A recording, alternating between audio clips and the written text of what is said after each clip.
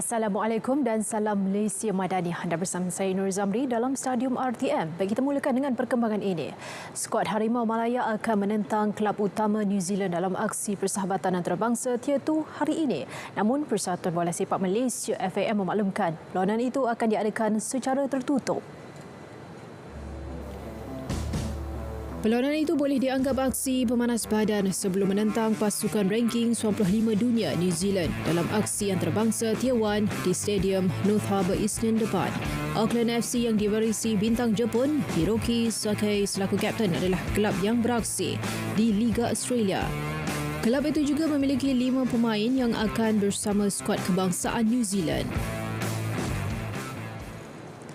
Menjelang Kongres ke-35 Persatuan Bola Sepak Kuala Lumpur KLFA Sabtu ini, calon Presiden KLFA Dato' Abdullah Sani Abdul Hamid berhasrat untuk selesaikan isu tunggakan gaji pasukan Kuala Lumpur KL City FC sekiranya menang.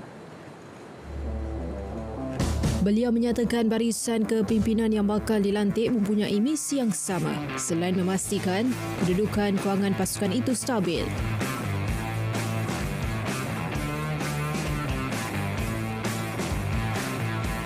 Jadi sekarang ini pendekatan yang saya nak buat ialah menuntut apa sahaja yang telah pun diberikan sebagai satu amalan dan juga mencari solusi untuk nak mengatasi masalah dalaman keuangan yang menjurus kepada kerjasama dengan syarikat-syarikat swasta yang berminat untuk mereka menjadi sebahagian daripada pemegang saham dalam KLCT. Beliau yang juga pengerusi tabung ekonomi Kumpulan Usaha Niaga Tekun turut menyatakan hasrat mengembalikan kegemilangan KLCT sebagai pasukan yang digeruni. Pemilihan Kongres KLFA Sabtu ini akan menyaksikan pertemuan 1 lawan 1 bagi jawatan Presiden antara Dato' Abdullah Sani dan Naib Presiden KLFA Syed Yazid Syed Omar. Baik, kita beralih ke kejohanan badminton terbuka Arctic 2024. Pemain perseorangan lelaki negara Lee Zijia menepati ramalan apabila berjaya mengesahkan tiket ke peringkat suku akhir. Saingan yang berlangsung di Vanta Energia Arena, Finland semalam menyaksikan pemain di ranking keempat dunia tersebut menumpaskan pemain Jepun Yushi Tanaka di pusingan kedua. Zijia hanya memerlukan 36 minit untuk meraih kemenangan straight sets 21-11 dan 21-18. Pemenang pingat gangsa Sukan Olimpik Paris 2024 itu akan berdepan seorang lagi pemain Jepun, Koki Watanabe, bagi perebutan tiket ke separuh akhir hari ini. Sementara itu, beregu campuran negara He Pengron dan Sheng Suyin mencipta kejutan apabila menumbangkan pilihan ke-6 dari Taiwan, Yang Bushan dan Yu Ling Wang 21-19, 21-12 untuk melangkah ke suku akhir. Turut layak beregu lelaki Goh Zifei Nur Izzuddin Ramsani yang menewaskan gandingan Jepun Kenya Mitsuhashi Hiroki Okamura.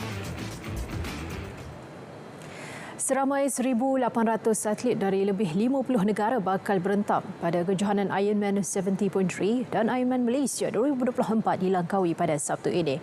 Pengarah serantau Asia Ironman Group CG Lim berkata, kejohanan tahun ini menyaksikan penyertaan atlet profesional paling ramai dengan 60 peserta berbanding tahun-tahun sebelumnya.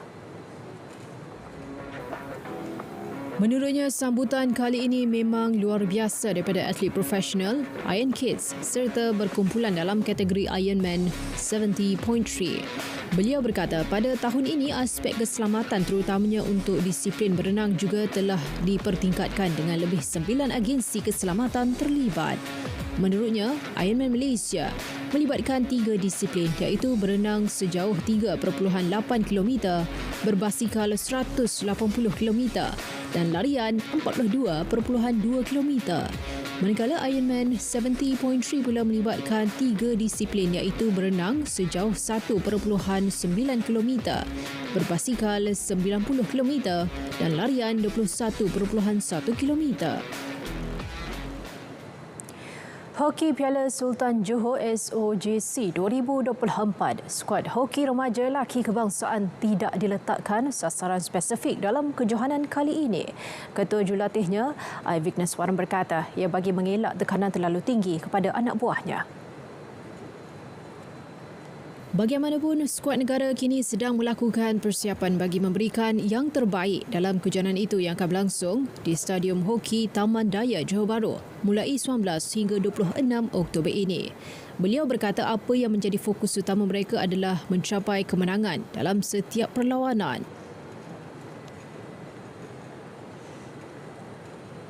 Untuk menyatakan tak ada sasaran tu tak ada. Memang kita ada sasaran. Tapi saya tidak mahu memberi tekanan yang kita tahu kita pergi ke padang, semua pemain dan pegawai kita buat preparation, persediaan ke padang untuk game, untuk SOGC ini untuk menang. Tapi saya tak nak tekanan yang kita tidak perlukan. Beliau ditemui dalam sidang media mengumumkan senarai 20 pemain bagi menghadapi SOJC kali ini di Ibu Negara. Selain Malaysia, pasukan lain yang turut bersaing pada edisi ke-12 ini adalah Australia, Great Britain, India, Jepun dan New Zealand. Pada edisi kali ini, Jerman yang juga juara 2023 tidak akan turut serta, sekaligus buka peluang pasukan lain merebut gelaran musim ini. Dalam pada itu, prestasi kesemua akan dinilai semula bagi membawa cabaran negara ke Piala Remaja Asia di Oman selepas tamatnya Piala Sultan Johor. Jelas beliau pemilihan akan dibuat dengan teliti untuk mendapatkan sebuah pasukan terbaik. Kita akan menilai mereka kembali setelah Piala Sultan Johor kerana stres pertandingan dan stres dalam latihan adalah dua stres yang berbeza. Jadi dekat sini kita dapat menilai apakah mereka boleh